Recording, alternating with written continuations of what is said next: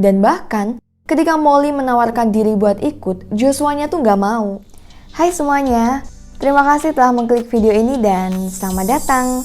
Untuk kalian yang baru di channel ini, kenalin nama aku Nadia Ayu. Bagaimana kabar kalian? Semoga baik-baik saja ya.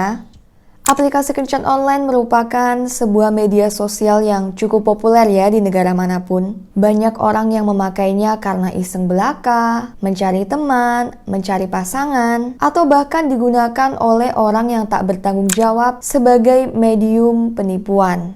Nah, kali ini aku akan membahas tentang satu kasus kriminal yang kisahnya ini berawal dari aplikasi kencan online Tinder dan berujung memakan korban jiwa. Lantas siapakah sang korban dan bagaimana kronologinya? Langsung saja, mari kita simak bareng-bareng ceritanya.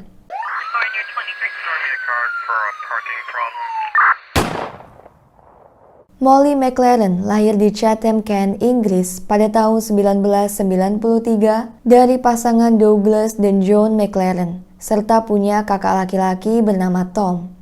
Dia adalah gadis periang dan punya banyak teman. Tipe yang kalau ketemu orang baru tuh bisa langsung akrab. Pada tahun 2016, gadis berusia 23 tahun tersebut tengah kuliah di Universitas Kent dengan jurusan Sport and Exercise for Health. Sedikit cerita, Molly pernah mengalami gangguan makan atau eating disorder yaitu bulimia yang sangat menyiksanya. Dan karena alasan itulah dia memilih jurusan tersebut. Karena berarti dia juga akan mempelajari cara yang tepat untuk mempunyai gaya hidup yang sehat. Dari situ, dia juga mulai mengkampanyekan hidup sehat dan membuat blog fitness di mana dia suka posting tentang kegiatan gym dan perjalanan hidup sehatnya. Gak cuman itu, selain kuliah dan ngurus blog, dia juga bekerja paruh waktu di toko pakaian Ted Baker.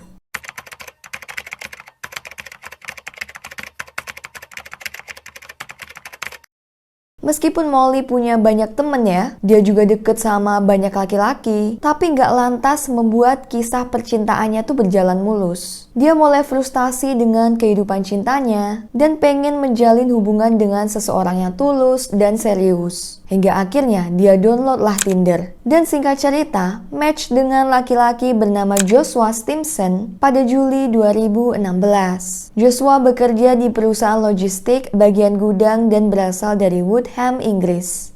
Selama masa PDKT, mereka tuh punya banyak kesamaan. Contohnya sama-sama suka fitness dan juga punya gaya hidup yang sehat. Mereka tuh ngobrolin banyak hal tiap hari. Chattingan, video callan, dan si Molly udah cerita sama temen-temen dan orang tuanya kalau dia ngerasa udah ketemu cowok yang tipe dia banget. Hingga akhirnya, 4 bulan kemudian, pada November 2016, keduanya bertemu secara langsung untuk yang pertama kalinya. Sebenarnya jarak mereka tinggal tuh nggak terlalu jauh ya. Kalau naik mobil sejaman nyampe lah. Tapi belum pernah ketemuan sebelum itu. Jadi ngobrolnya ya lewat HP aja. Dan pada November itu juga, Joshua langsung dikenalin sama kedua orang tuanya Molly. Douglas dan Joan langsung suka sama Joshua dan menyambutnya dengan hangat di dalam keluarga mereka. Lalu gantian. Pas Joshua ikut London Marathon dalam rangka penggalangan dana untuk penderita bipolar, Molly sama ibunya ketemu sama orang tuanya Joshua. Saat itu posisinya mereka udah resmi pacaran ya.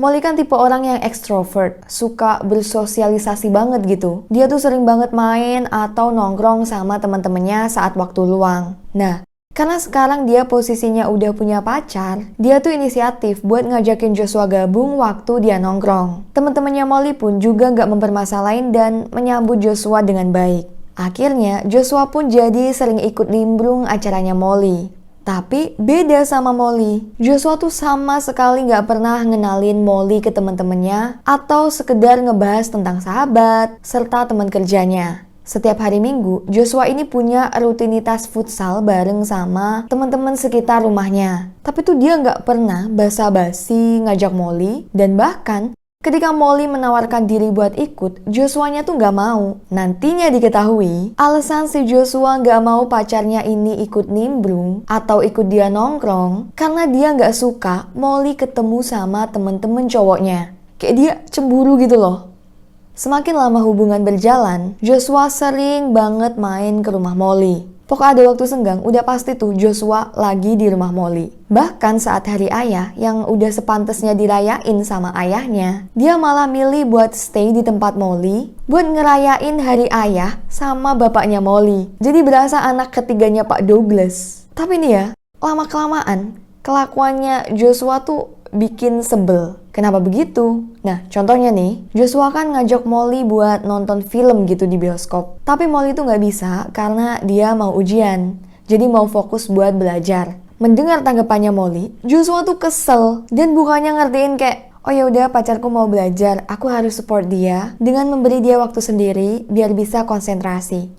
Nggak gitu dia tuh. Dia malah ngambek, terus akhirnya mereka berantem. Dan ketika Molly nekat belajar, tiba-tiba Joshua masuk ke dalam kamar Molly. Ya seperti yang aku bilang, karena si Joshua tuh kerjaannya di rumah Molly. Tiba-tiba dia tuh duduk sambil ngeliatin Molly belajar. Ya udah cuman duduk diem terus merhatiin Molly belajar gitu. Kayak kenapa nggak nyisi sebentar gitu loh, atau ngapain kayak kan bisa ngegame, bisa main laptop. Enggak, dia malah merhatiin Molly duduk di depan dia. Well, sikapnya itu hitungannya masih biasa lah ya. Ada lagi, yaitu ketika hubungan mereka udah berjalan makin lama, hampir tiap kali Molly mau keluar sama temennya, Joshua tuh marah dan intinya nggak ngebolehin. Dengan contohnya bilang, oh kamu lebih milih main sama teman-teman kamu daripada sama aku. Yang akhirnya tuh bikin Molly merasa bersalah, kayak dimanipulasi jatuhnya. Intinya, selama Molly pacaran sama Joshua, hampir nggak ada waktu di mana Molly bebas ngelakuin apa aja yang dia mau tanpa interupsi dari Joshua. Padahal Molly ini kan seorang mahasiswa, dia punya kerjaan, punya kehidupan sosial di luar percintaan, ya harusnya ngertiin lah ya. Dan part yang menurutku, wow, Joshua tuh sampai resign dari kerjaannya biar makin bisa ngabisin banyak waktu sama Molly.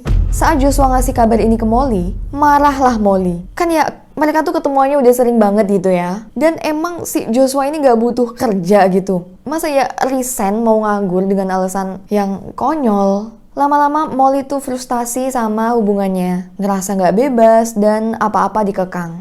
Nah di sini puncak dimana Molly tuh kesel banget sama Joshua. Yaitu, suatu hari Molly, keluarganya sama Joshua pergi keluar kota buat ngerayain ulang tahunnya tantenya Molly. Nah, seneng-seneng kan di sana, pesta. Molly tuh terlihat sangat bahagia bisa seneng-seneng sama keluarga besarnya. Tapi beda halnya dengan Joshua. Kelihatan banget kalau dia tuh bete di sana. Akhirnya, setelah balik ke hotel, jadi Molly sama keluarganya tuh stay di hotel. Nah, si Molly sama Joshua tuh sekamar. Ya udah biasa ya, kehidupan barat. Berantem tuh mereka berdua.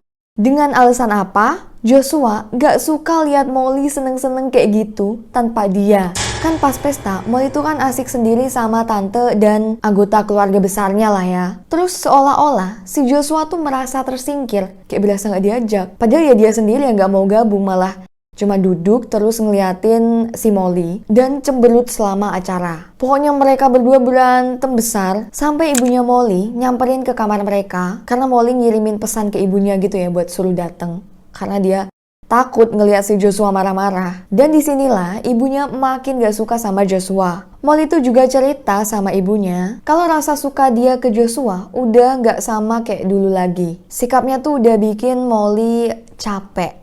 Singkat cerita, setelah kejadian tersebut, akhirnya mereka putus. Joshua tuh gak mau diputusin. Dia minta maaf, nangis-nangis, janji gak bakal ngulangin, gak bakal kasar, gak bakal toksik. Terus akhirnya dimaafin sama Molly, dan mereka pun balikan. Tapi ternyata Joshua tuh gak berubah. Masih dengan suka main tangan, manipulatif, dan juga stalking. Dan akhirnya Molly memutuskannya lagi. Setelah tragedi berantem hebat saat perayaan ulang tahunnya Molly. Dan inilah saat terakhir Molly memutuskan laki-laki tersebut. Karena yang terjadi selanjutnya akan benar-benar menjadi akhir bagi kisah mereka.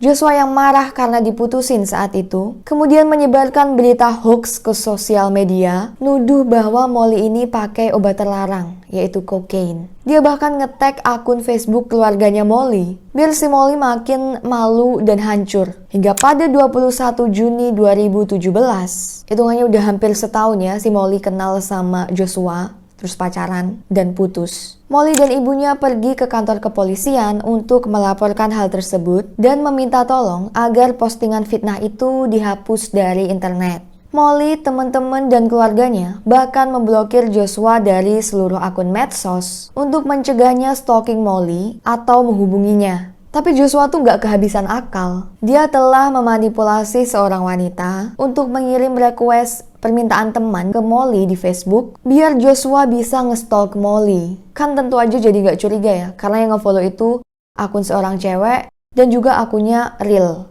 Beberapa hari kemudian, Molly memposting di Facebooknya bahwa dia mau pergi makan malam sama temennya dan juga memberitahu nama tempatnya di situ.